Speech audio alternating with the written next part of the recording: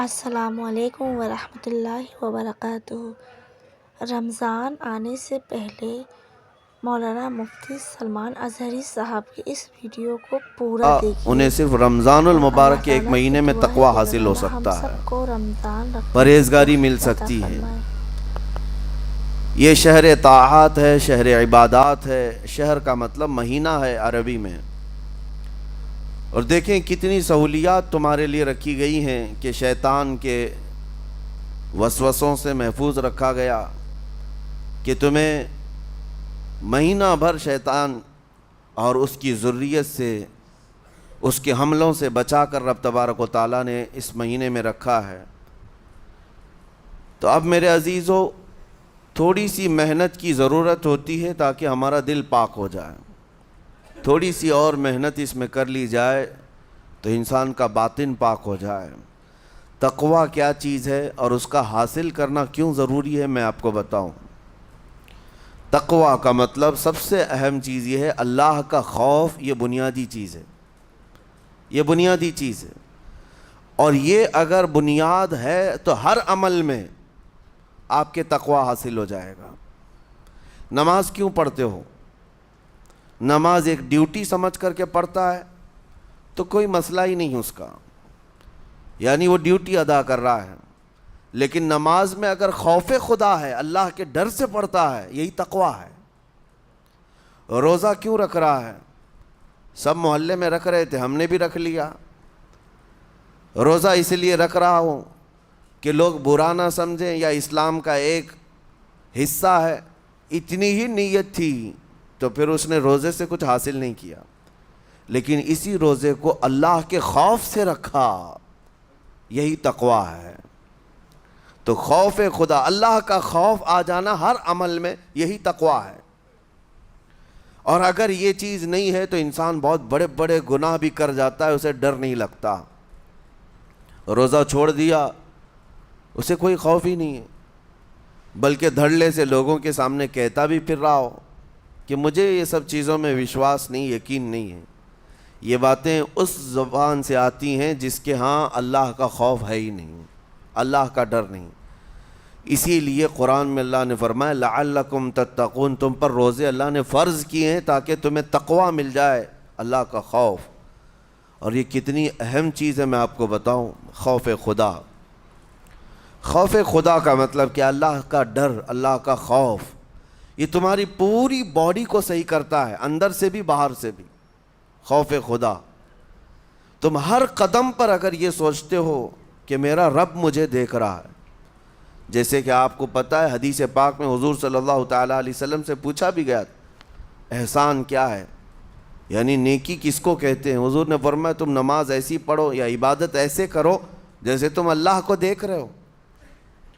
اور اگر یہ نہیں ہو سکتا تم سے تو اتنا احساس تو رہے کہ اللہ تمہیں دیکھ رہا ہے۔ تو ہر عمل میں تمہارے یہ سوچ آئے کہ مجھے میرا رب دیکھ رہا ہے، تمہارے قدم سنبھل جائیں گے۔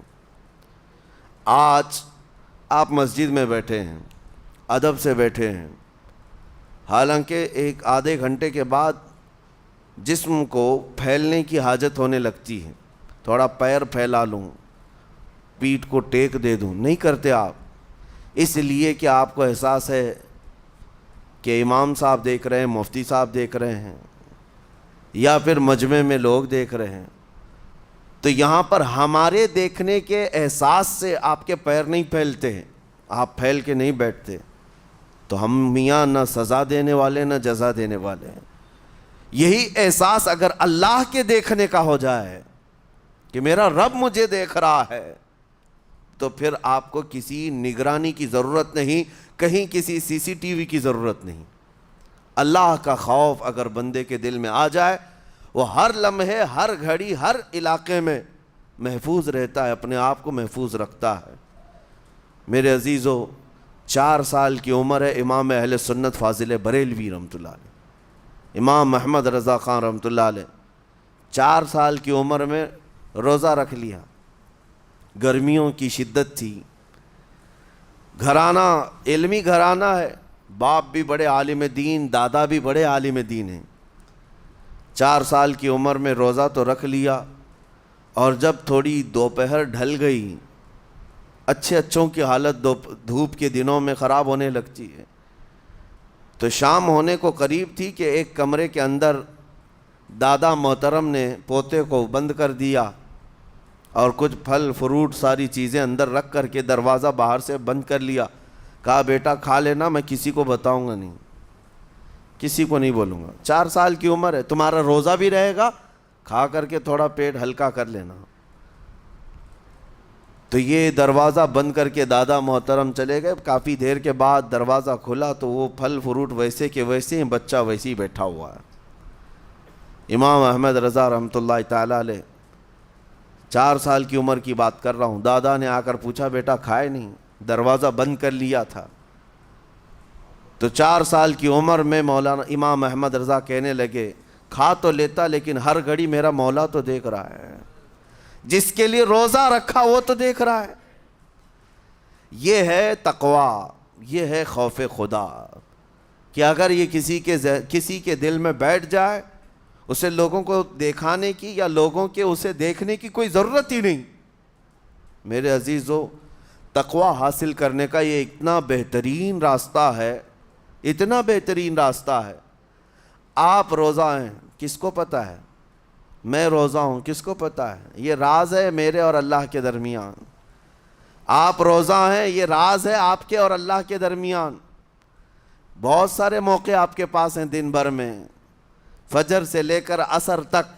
کئی مرتبہ وضو میں جانا پڑتا ہے، باضابطہ آپ کلی کر رہے ہیں، آدھا نگل جاتے، کس کو خبر ہے؟ یا کہیں چھپ کر کے کوئی ہلکی سی چیز چبا لیتے، کس کو خبر ہے؟ اس لیے کہ یہ اندرونی معاملہ ہے، راز ہے. آپ کھا رہے ہیں پی رہے ہیں یا نہیں کھا رہے ہیں نہیں پی رہے ہیں، یہ کوئی دوسرا نہیں کہہ سکتا. آپ کے اور آپ کے اللہ کے درمیان یہ راز ہے.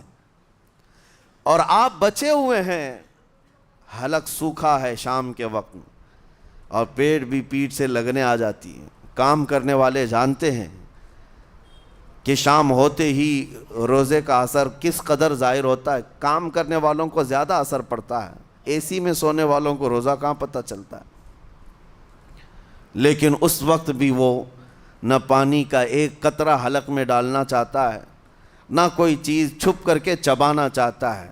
مجھے بتاؤ میرے عزیزو، کیوں اپنے آپ پر یہ تکلیف اور اپنے آپ پر یہ زیادتی کر رہے ہو؟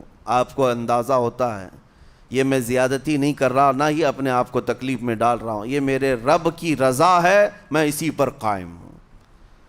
اسی لیے فرمایا گیا کہ جب افطاری کا دسترخوان بچھتا ہے اور پہلے ہی آ کر کے لوگ بیٹھتے ہیں، اور یہ سنت بھی ہے، ایسے نہیں کہ بھاگتے بھاگتے آپ آئے، وقت ہوا کھجور لیے اور کھا گئے.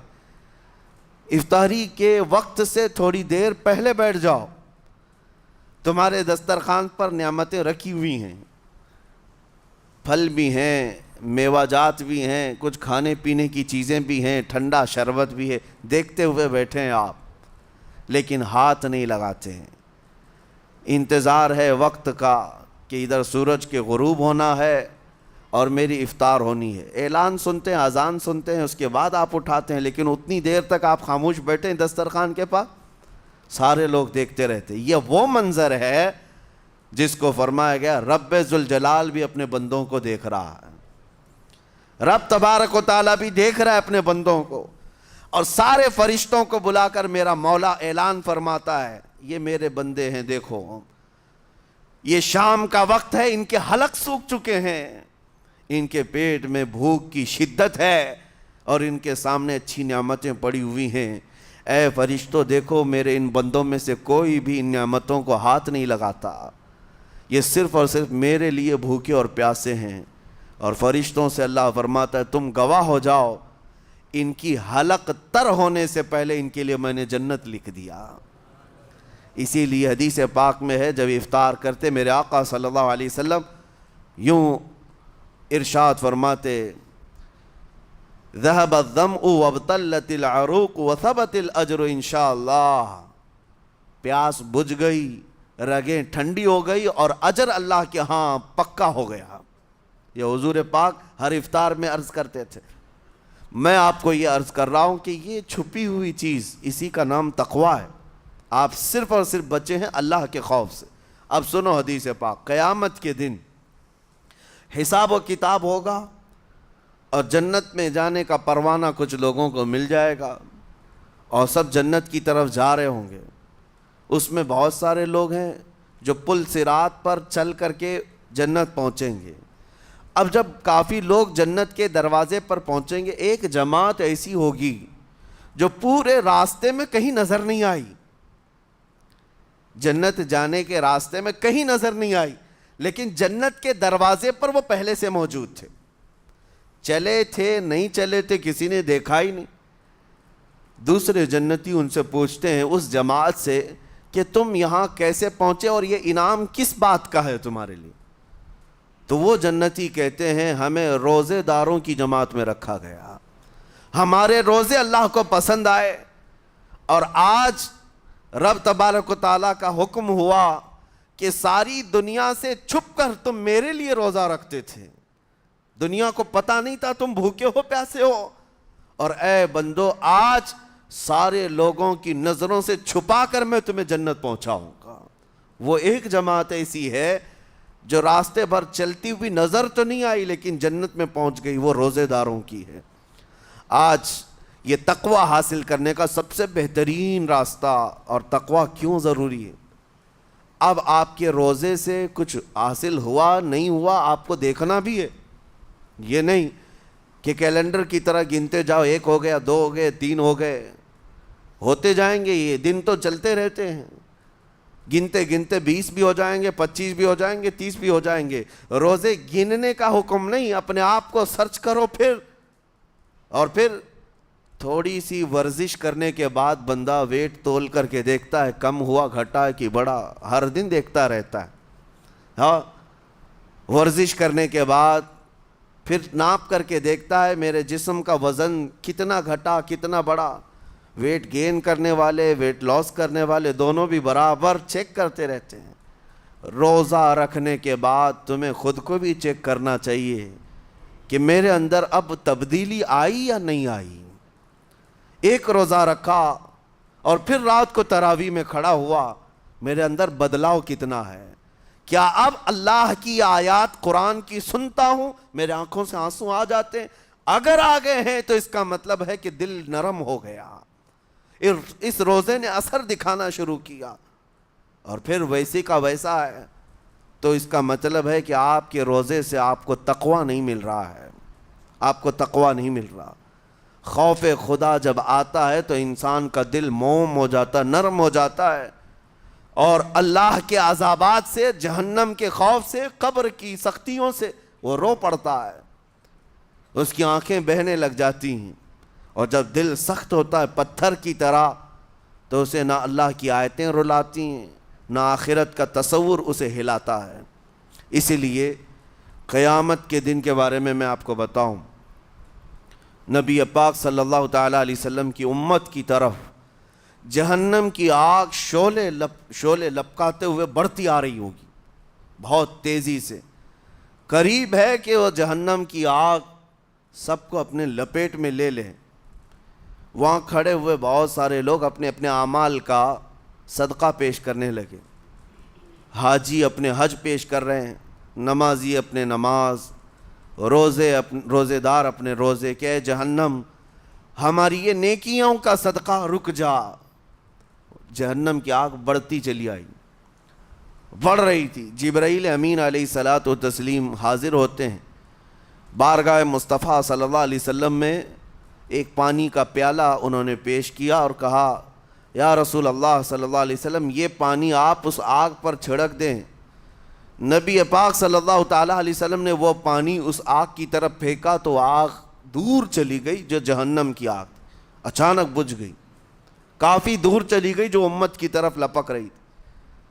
رسول رحمت صلی اللہ تعالیٰ علیہ وسلم نے پوچھا جبرائیل سے یہ اتنا اثردار پانی ہے کون سا؟ یہ جبرائیل امین عرض کرتے ہیں یا رسول اللہ یہ آپ کے ان امتیوں کے آنسوؤں کا پانی ہے جو رات کھڑے ہو کر اپنے رب کے خوف سے رویا کرتے تھے، وہ اللہ کے خوف سے تھر تھراتے تھے، ڈر کر کے ان کے آنکھوں سے جو آنسو آتے، جبرائیل امین کہتے ہیں میں نے وہ آنسو جمع کر رکھے تھے اور وہ آج میں نے آپ کے سامنے پیش کیا۔ ایک آنسو کا قطرہ جہنم کی آگ بجھانے کے لیے کافی ہے۔ موتی سمجھ کے شان کریمی نے چن لیے قطرے جو گرے تھے عرق انفعال کے۔ عزیزان گرام وقار، یہی وہ تقوی ہے، یہی وہ خوف خدا ہے جس کے متعلق اللہ قرآن میں فرماتا ہے لعلکم تتقون، تاکہ تمہیں تقوی مل جائے، اسی لیے روزے رکھے گئے ہیں، روزے فرض کیے گئے ہیں۔ تمہارا دل اگر سخت کا سخت ہی رہ گیا تو روزے اثر نہیں کر رہے ہیں، روزے اثر نہیں کر رہے۔ اور ظاہر سی بات ہے کاموں میں برکت نیت سے ہوتی ہے، کسی بھی عمل میں برکت اچھی نیت سے ہوتی ہے۔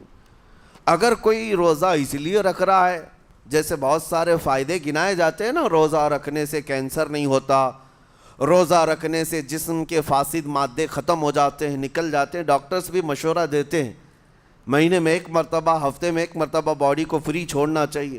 تو یہ تو جسمانی فائدے تو رکھے گئے ہیں، لیکن اگر تم روزہ اس نیت سے رکھ رہے ہو کہ میری باڈی صحیح ہوتی رہے، تو گویا کہ تم تو اپنی دنیاوی غرض سے روزہ رکھ رہے تھے۔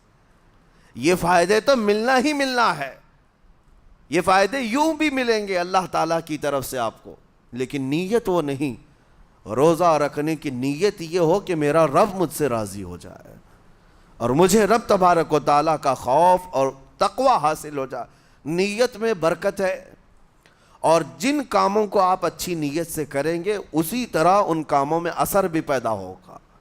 روزہ رکھنے سے پہلے آج نیت یہی کریں کہ مولا تعالیٰ یہ روزہ میرے تمام برے اعمال کے لیے کفارہ ہو جائے، یہ ڈھال بن جائے۔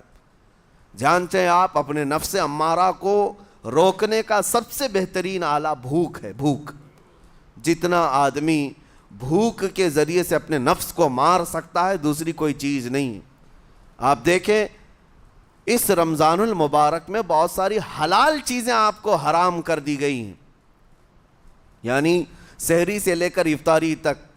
میں یہ نہیں کہہ رہا کہ شراب پینا حرام ہے، نشہ کرنا حرام ہے، وہ تو پوری زندگی بھر حرام ہے، لیکن آپ کو چاول روٹی تو حلال ہے نا، سبزے سیب پھل فروٹ تو حلال ہے، لیکن یہ حلال چیزیں بھی اللہ نے آپ پر حرام رکھی ہیں، روزے کے عالم میں نہیں کھا سکتے۔ سحری سے لے کر افطار تک یہ حلال لقمے، پانی تو حلال ہے، پاک ہے، لیکن آپ کے لیے روزے کے عالم میں حرام ہے۔ اسی طرح شادی شدہ مرد اپنی عورت کے ساتھ زندگی بھر کبھی بھی جمع کر سکتا ہے، رات میں سو سکتا ہے، لیکن حالت روزہ میں وہ حلال کام بھی حرام ہے، حلال کام بھی حرام ہے۔ اپنی عورت سے جمع کرنا حالت روزہ میں کیوں روکا گیا؟ کھانا پینا بھی حلال تھا، عورتوں کے ساتھ شباشی بھی حلال تھی، لیکن روزے کے عالم میں ان حلال چیزوں کو روکا گیا۔ تو آپ سوچ سکتے ہیں اس چیز کو، سوچ سکتے وجہ یہ ہے کہ حلال چیزوں سے آپ کو روک کر بڑے حرام چیزوں سے بچانا مقصود ہے۔ آج اگر اپنے آپ میں اتنا کنٹرول کر لے جاؤ کہ چند حلال چیزوں سے دن بھر بچ سکتے ہو، انشاءاللہ رمضان کے بعد بڑی حرام چیزوں سے بھی اللہ آپ کو محفوظ رکھے گا۔ میرے عزیزو، برا ہے ان لوگوں کا جن کو میرے آقا صلی اللہ تعالیٰ علیہ وسلم نے دعائے ہلاکت فرمائی۔ اس سے بدنصیب کوئی ہو سکتا ہے؟ جن کے لیے رسول رحمت صلی اللہ تعالیٰ علیہ وسلم کی دعائے ہلاکت ہوئی ہو۔ حضور صلی اللہ تعالیٰ علیہ وسلم ایک دن مسجد نبوی شریف میں تشریف لے جا رہے تھے، منبر پر آپ نے قدم رکھا، آمین کہا، پھر دوسرے زینے پر قدم رکھا، آمین کہا، تیسرے زینے پر قدم رکھا، آمین کہا۔ خطبہ مکمل کیا، صحابہ نے پوچھا یا رسول اللہ صلی اللہ علیہ وسلم ہر زینے پر آپ قدم رکھتے ہوئے آمین کس لیے کہہ رہے تھے؟ سنو، رسول پاک صلی اللہ علیہ وسلم ارشاد فرماتے ہیں کہ میں جب پہلے زینے پر قدم رکھا تو سید الملائکہ جبرائیل امین آئے اور دعا کرنے لگے۔ کیا دعا کیا؟ یوں کہا، یا رسول اللہ صلی اللہ علیہ وسلم وہ شخص ہلاک و برباد ہو جائے جو آپ کا نام سنے اور پھر اس کے بعد درود نہ بھیجے۔ حضور فرماتے میں نے آمین کہا، حضور کا نام سنتے ہی آپ کی زبانوں پر درود آ جانا چاہیے. اللہم صلی علی سیدنا محمد وآلہ وصحبہ وبارک وسلم. میرے آقا فرماتے ہیں دوسرے زینے پر قدم رکھا تو جبرائیل امین نے یوں کہا یا رسول اللہ صلی اللہ علیہ وسلم وہ شخص ہلاک و برباد ہو جائے جو زندگی میں اپنے ماں اور باپ میں سے کسی ایک کے بڑھاپے کو پایا اور ان کی خدمت کر کے جنت نہیں حاصل کر سکا بلکہ ان کو ایسے ہی چھوڑے رکھا، ایسا شخص برباد ہو جائے. حضور فرماتے میں نے آمین کہا. پھر جبرائیل امین نے کہا تیسرے زینے پر قدم رکھتے ہی میرے آقا فرماتے ہیں جبرائیل نے یوں دعا کی کہ اے اللہ کے رسول وہ شخص ہلاک و برباد ہو جائے جو رمضان کا مہینہ پایا لیکن اس کا ادب نہیں کر سکا، اس کا احترام نہیں کر سکا. حضور فرماتے میں نے اس پر بھی آمین کہا. جس کی ہلاکت کے لیے جبرائیل امین دعا کر رہے ہوں اور اس دعا پر سید الانبیاء آمین کہہ رہے ہوں، ایسے شخص کی بربادی کا کیا انجام ہو سکتا ہے؟ وہ کتنا بد نصیب ہوگا. اسی لیے میرے عزیزوں مسلمانوں میں یہ رواج ہی نہیں ہونا چاہیے کہ اٹھ کر کے پوچھتے رہیں روزہ ہے کہ نہیں ہے، روزہ ہے کہ نہیں ہے. مسلمان ہے تو روزہ ہے، اور یہ کوئی آپشنلی عبادت نہیں ہے کہ 4 رکھ لیا 2 نہیں رکھا. آپشنلی نہیں، یہ فرض عین ہے. ایک روزے کو چھوڑنے کا گناہ فرمایا گیا 600 سال تک اسے دوزخ میں رکھا جائے گا. 600 سال تک. یہ معمولی چیز نہیں ہے. اور جن کے پچھلے روزے قضا ہو چکے ہیں معاف نہیں ہوں گے. تھپڑ مار لیں گال پہ، توبہ کر لیں، معاف نہیں ہوں گے. توبہ تو کرنے کے ساتھ ساتھ قضا بھی کرنا ہوگا. جب موقع ملے سال بھر میں اپنے چھوٹے ہوئے روزوں کو واپس کرنا ہے. اس کی اہمیت میں آپ کو بتا دوں، ایک روزہ اگر جان بوجھ کر کے کسی نے توڑا یا چھوڑا تو جانتے ہیں اس کا کفارہ کیا ہے؟ اس کا کفارہ یہ ہے کہ اس کے بدلے میں دوسرے دنوں میں 60 روزے کنٹینیو رکھے. رمضان کا ایک روزہ پورا کرنے کے لیے 60 روزے رکھنے پڑ جائیں گے. ہاں اگر کسی عذر کی وجہ سے، کسی تکلیف کی وجہ سے چھوڑا تھا، بیمار تھا یا سفر میں تھا یا تکلیف کی شدت تھی، اس وجہ سے روزہ چھوڑا تھا، تو اس کے بدلے میں ایک روزے کی قضا ایک ہی روزہ ہوگی. لیکن بغیر کسی عذر کے، شہوت کی وجہ سے، نفس پرستی کی وجہ سے توڑا تھا یا چھوڑا تھا تو پھر 60 روزے رکھنے پڑ جائیں گے. اس سے اندازہ ہوتا ہے کہ ایک روزے کی اہمیت کیا ہے رمضان کے. اسی لیے میرے عزیزو یہ روزے آسان ہیں، روزے آسان ہیں. اس کو رکھ لو، اس کی جزا بہت بڑی ہے، اس کی جزا بہت بڑی. ویسے بھی آپ دوسرے دنوں میں لیٹ ناشتہ کرنے کے بھی عادی ہیں. ممبئی والوں کا تو حال یہ ہی ہے، 12 بجے کے بعد 1 بجے 2 بجے تو ان کے ناشتے ہوتے ہیں. دوپہر کا کھانا تو شام 5 بجے ہو رہا ہوتا ہے. بس وہ ناشتہ سکپ کرنا ہے. دوپہر کے کھانے جو آپ کے ہوتے ہیں اس سے اور تھوڑا ایکسٹینڈ کر لیں تو افطاری کا وقت آ جاتا ہے. کوئی بہت بڑی دقت کی بات نہیں، کوئی بہت بڑے بوجھ کی بات نہیں، آسان ہے. آج الحمدللہ ہمارے 5 سال 6 سال کے بچے روزہ رکھ لیتے ہیں. تو بڑوں کو تو اللہ نے جو طاقت عطا کی ہے، روزہ ہرگز ترک مت کرو. لیکن ساتھ میں آج یہ میسیج ضرور دوں گا، نیت یہ کرو کہ مجھے تقویٰ مل جائے، مجھے پرہیزگاری مل جائے. اور یہ آپ کو خود چیک کرنا ہوگا. روزانہ رات کو نماز میں کھڑے ہو جاؤ تراویح کے، دیکھو کہ کتنی تبدیلی آ رہی ہے. آج میں نے روزہ افطار کیا، میرے اندر بدلاؤ آیا کہ نہیں آیا؟ اور اگر نہیں آ رہا ہے، کوئی تبدیلی نہیں آ رہی ہے، تو اس کا مطلب ہے آپ تقویٰ نہیں حاصل کر رہے. آپ تو روز مرہ کی روٹین پر چل رہے ہو. روٹین پر چلنے کا مطلب یہ روزہ نہیں ہے. روزہ تقویٰ دے کر جاتا ہے بندے کو، روزہ خوف خدا دے کر جاتا ہے بندے کو. اسی لیے میرے عزیزو آج دیکھیں آپ بہت ساری برائیوں سے رمضان میں بچ جاتے ہیں. تھوڑی اور محنت کی ضرورت ہے. ہم نے دیکھا ہے بہت سارے گھروں میں، باقی عیاش گھروں کی مجھے کوئی وہ نہیں ہے، ان سے کوئی لینا دینا نہیں، لیکن نارمل مسلمانوں کے گھروں میں بھی ہوتا یہ ہے. عورتیں بچوں کو تلقین کرنا شروع کر دیتی ہیں، گانے بند کرو، ٹی وی بند رکھو، بہت ساری چیزیں بند رکھو کہ رمضان آیا ہوا ہے، اور رمضان میں اگر ٹی وی لگا بھی لیا تو کچھ اسلامک چیزیں دیکھنے لگ گئے۔ ماحول تم نے خود ہی بدلا ہے اپنے گھر میں، کچھ چیزوں کو آپ نے بدلا ہے اور کچھ چیزوں کا ادب آپ نے کرنا شروع کیا ہے۔ اسی کو اور تھوڑی سی محنت کے ساتھ بڑھا لیا جائے، قسم رب ذوالجلال کی ہر برائی رمضان میں ہی آپ سے ختم ہو جائے گی۔ جس کی کوئی چیز چھوڑنے پر نہیں چھوٹتی ہے وہ رمضان میں کر کے دیکھ لے، اللہ کی بارگاہ میں یاد کرے کہ مولا دن بھر میں تیری رضا کے لیے بچ رہا ہوں، مجھے میری باقی زندگی میں ان گناہوں سے بچا لے۔ وہ رحمان ہے، جب وہ تمہیں اس کے بدلے میں جنت دیتا ہے تو یہاں برائیاں کیوں نہیں چھڑواتا؟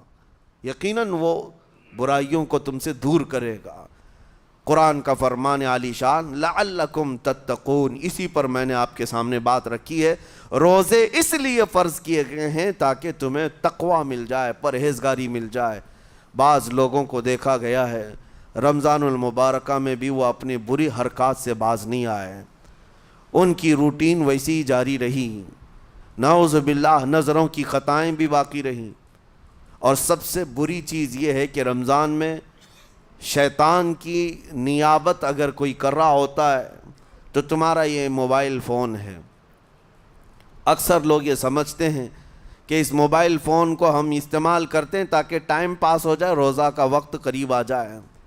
اس ٹائم پاس کے چکر میں تم کیا کیا دیکھتے رہ جاتے ہو اور کہاں تک یہ چیزیں پہنچاتی ہیں تمہیں اندازہ بھی نہیں ہوتا، احساس بھی نہیں ہوتا، تو تمہاری رہی صحیح عبادت کو بھی یہ ہضم کر جاتا ہے، کھا جاتا ہے۔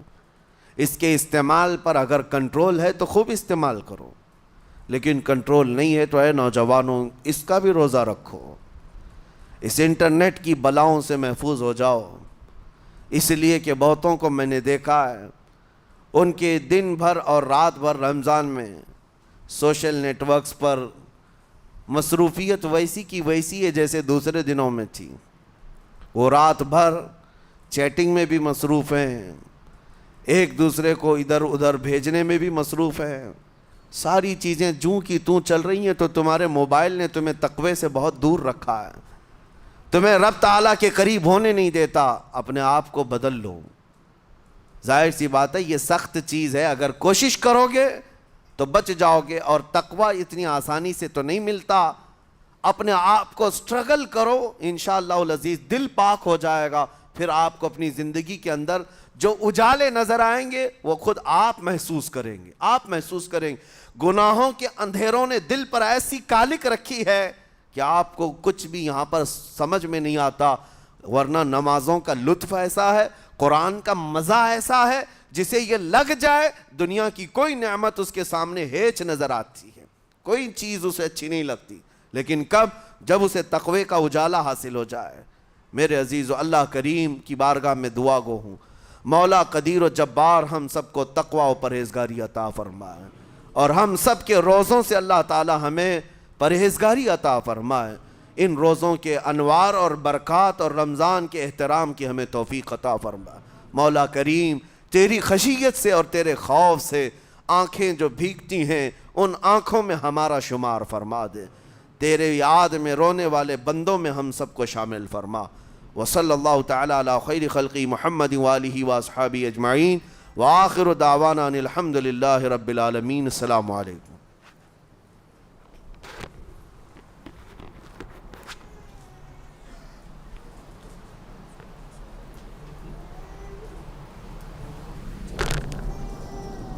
امید ہے یہ ویڈیو آپ لوگ کو ضرور پسند آئے گی، تو پلیز میرے چینل کو سبسکرائب کریں۔